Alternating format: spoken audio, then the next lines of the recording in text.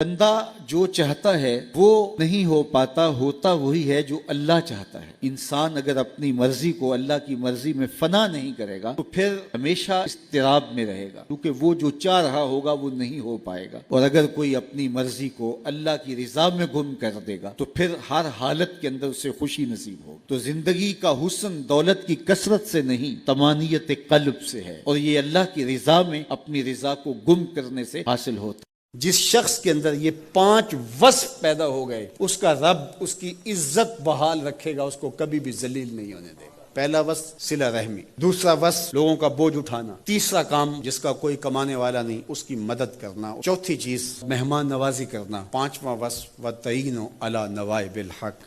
हुजूर की मुबारक सीरत का सदका अल्लाह ये औसाफ हमारे अंदर उतार दे, हम हुजूर के सच्चे गुलाम बन जाए। गुनाह से नफरत का मिजाज जब मुआशरे में पैदा हो जाए तो फिर गुनाह करते हुए लोग झिझकते हैं। जब गुनाह पर दाद दी जाए तो फिर गुनाह पर लोग दलेर होते हैं। तो हम जब बुरे शख्स की बुराई की वजह से उससे पीछे हटेंगे, नेक शख्स की नेकी की वजह से उससे करीब होंगे, तो नेकी का माहौल फैलेगा, लोग अच्छाई की तरफ आएंगे और अच्छाई प्रमोट होगी। लेकिन जब बुराई पर हम ये कहेंगे कि अपने घर कोई छाछ बजाए या छलनी हमें क्या लगे, तो फिर बुराई बढ़ती चली जाएगी। इसलिए नेकी के फरोग के लिए वो बाप जिसकी हड्डियां भी दर्द कर रही हैं और वो मजदूरों वाले अड्डे पे बैठा है, और जब कोई मजदूर लेने आता है तो इससे सही तरह से उठा भी नहीं जाता, फिर भी कली वाला डब्बा उठा के आगे बढ़ता है और मजदूर लेने वाले शख्स के साथ लिपट के चिमट के कहता है कि बाबू मुझे ले जाओ, 10 रुपए कम दे देना, मैंने अपनी बेटी की कॉलेज की फीस देनी है।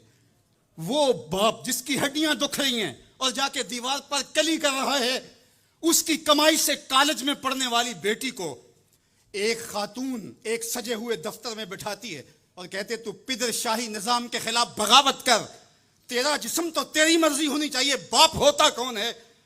वो बेटी उसके मुंह पे थप्पड़ मारे, वो कली करके मेरा पेट पालता रहा और मेरी फीसें अदा करता रहा, मैं तो अपनी जिंदगी की एक एक सांस भी अपने बाप के नाम कर दूं, हक फिर भी अदा नहीं हो सकता।